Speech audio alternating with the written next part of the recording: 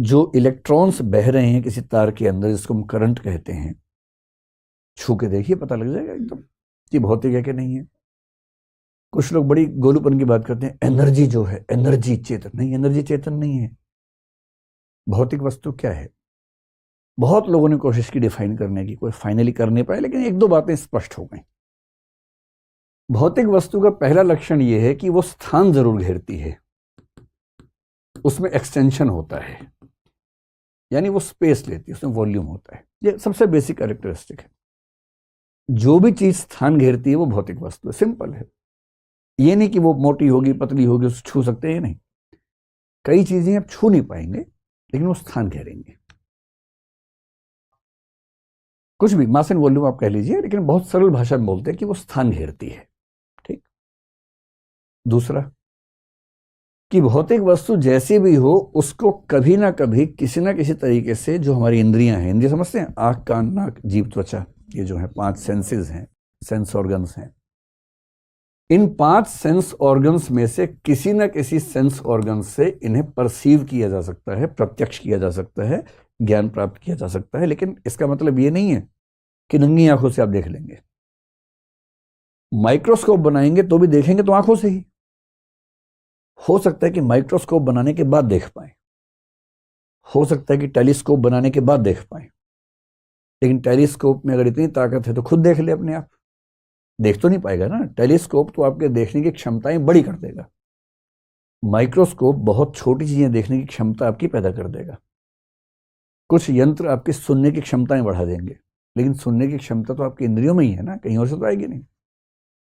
जो भी भौतिक पदार्थ है वो किसी न किसी ज्ञानेंद्रिय से जाना जा सकता है, बेशक कुछ इंस्ट्रूमेंट्स और डिवाइसेस की मदद से जाना जाए। अब बताइए, हवा क्या है? भौतिक है, क्योंकि हवा को टच होती है, स्थान घेरती है हवा।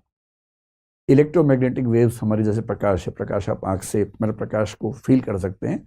धूप अगर है तो आपकी बॉडी पे टच होती है, समझ में आता है कि प्रकाश है। जो इलेक्ट्रॉन्स बह रहे हैं किसी तार के अंदर, जिसको हम करंट कहते हैं, छू के देखिए पता लग जाएगा एकदम कि भौतिक है कि नहीं है। कुछ लोग बड़ी गोलूपन की बात करते हैं, एनर्जी जो है, एनर्जी चेतन नहीं, एनर्जी चेतन नहीं है। एनर्जी भी भौतिक वस्तु है, क्योंकि मास और एनर्जी को आप कन्वर्ट करते हैं, इसका मतलब है कि भौतिक वस्तु है। इलेक्ट्रॉन्स का प्रवाह भौतिक वस्तु है, चेतन नहीं है।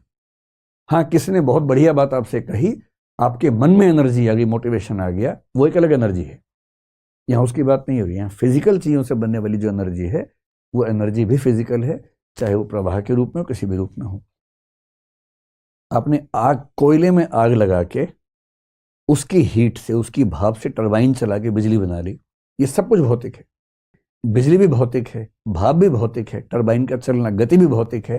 ये सब मटेरियल चीजें हैं। कॉन्शियसनेस वो है जिस पर ये दोनों बातें लागू नहीं होती हैं, वो स्थान नहीं घेरती है।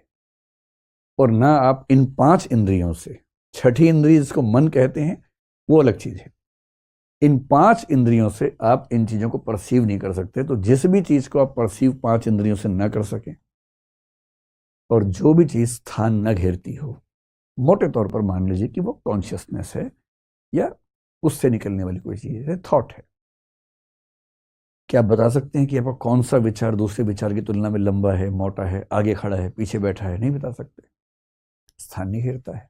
भावना भी स्थान नहीं घेरती है ना। आपने कभी अपने आप से कहा हो कि मैं अच्छाई की भावना लाना चाहूँ, पर बुराई की भावना आगे खड़ी हुई है, जगह नहीं दे रही उसको, ये बुराई तो हट ताकि अच्छाई आगे आ सके। नहीं, कुछ मतलब नहीं इन बातों का, क्योंकि स्थान नहीं घेरते हैं। और 5 इंद्रियों से आप नहीं देख सकते, आप अपनी आंख से अपने विचार को नहीं देख सकते, कुछ भी कर लें। कंसेप्चुअलाइज करना पड़ेगा।